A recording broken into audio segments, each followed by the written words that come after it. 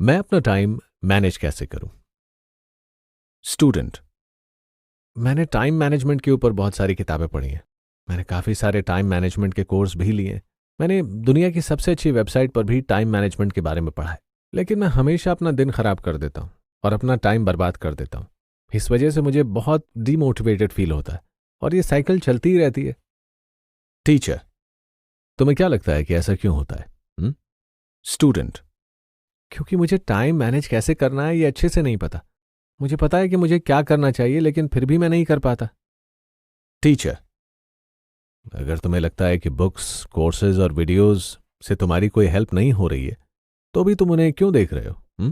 क्या तुम्हें लगता है कि वो कोर्सेज और मोटिवेशनल वीडियोस तुम्हें कुछ ऐसा सिखा रहे हैं जो तुम्हें ऑलरेडी पता ना हो? स्टूडेंट। हाँ, मैं इस उम्मीद में होता हूं कि मुझे कुछ नया सीखने को मिलेगा। टीचर। टाइम मैनेजमेंट में कुछ भी नया सीखने को नहीं है। तुम कोई भी बुक पढ़ो, कोर्स देखो या वीडियो देखो, सब में तुम्हें सेम ही चीज़ मिलेगी। जब हम बहुत एनर्जेटिक होते हैं और बहुत प्रोडक्टिव होते हैं, जब हमें पता होता है कि किस वक्त का क्या करना है, तब हमारे पास बहुत सारा टाइम होता है।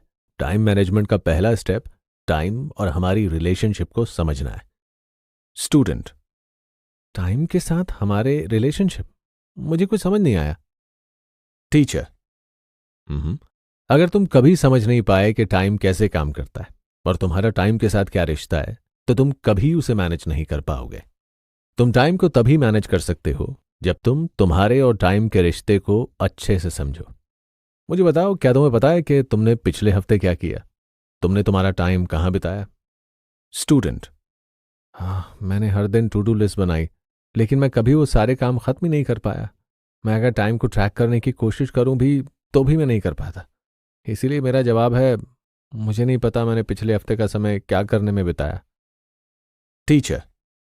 जब तुम इस सवाल के बारे में सोचते हो, तो तुम उस समय पर फोकस करते हो जिस समय तुम काम कर रहे होते हो, और वो तुम्हारे दिन का ज्यादा से ज्यादा 30% से 50% समय होता है। स्टूडेंट। मुझे पता है, लेकिन मुझे ऐसा लगता है कि मेरा पूरा समय उसी में चला जाता है। टीचर। तुमने अपना समय अपने काम के अलावा दूसरी चीजें करने में और टाइम पास करने में बिताया होगा। हालांकि जब भी हम टाइम के बारे में सोचते हैं, तब हम सिर्फ उसी वक्त के बारे में सोचते हैं जिस वक्त हम काम कर रहे होते हैं।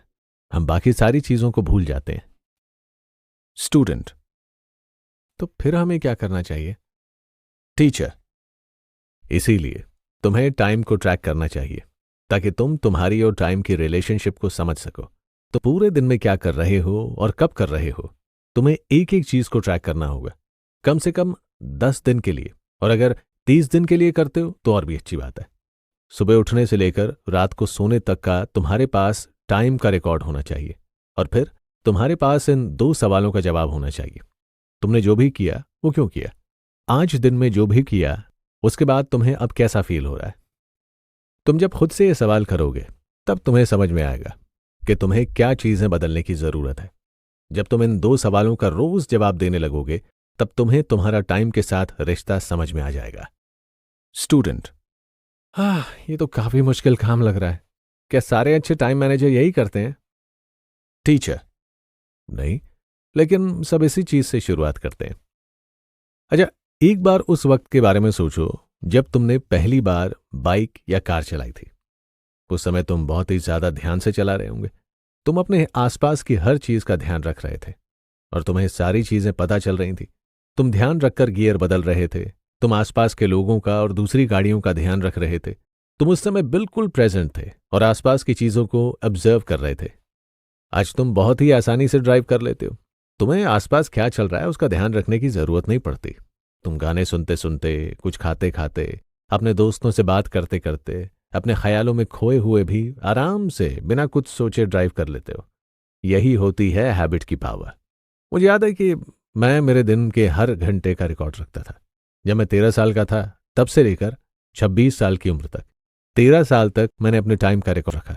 इसीलिए आज मुझे वो सब करने की जरूरत नहीं पड़ती। मुझे पता है मैं अपना समय कहाँ बिता रहा हूं। ये अब मेरी एक हैबिट बन चुकी है। स्टूडेंट। तो फिर आप ये कहना चाहते हो कि शुरुआत में अपने टाइम का ट्रैक रिकॉर्ड रखना बहुत मुश्किल होगा, लेकिन वक्त के साथ ये मेरी आदत बन जाएगा? टीचर। हाँ, बिल्कुल।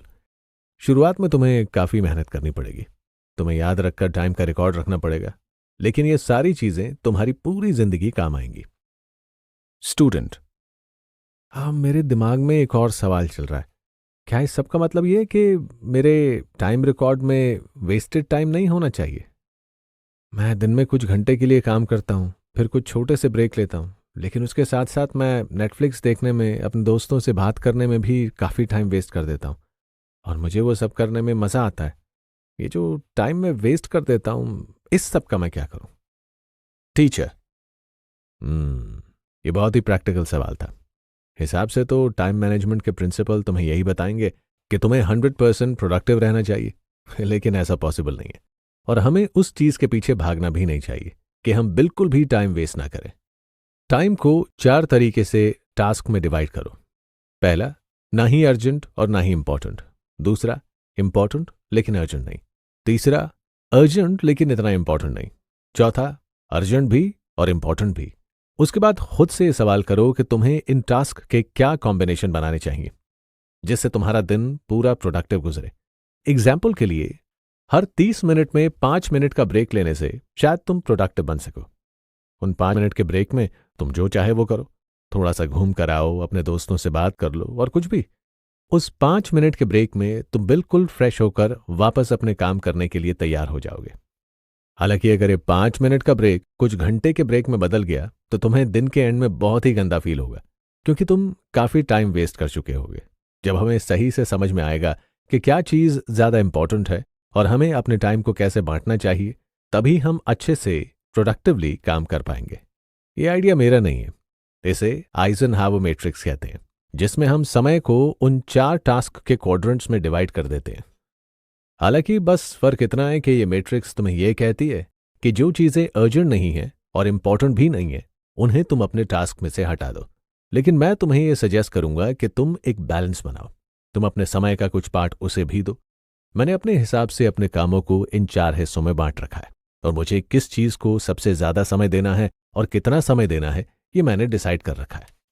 स्टूडेंट, तो इसका मतलब ये कि मुझे आपकी मैट्रिक्स फॉलो करने की ज़रूरत नहीं है। मैं अपनी खुद की एक मैट्रिक्स बना सकता हूँ, और जब मैं खुद को अच्छे से समझ लूंगा तब मैं अपने आप अपना टाइम अच्छे से मैनेज कर पाऊंगा।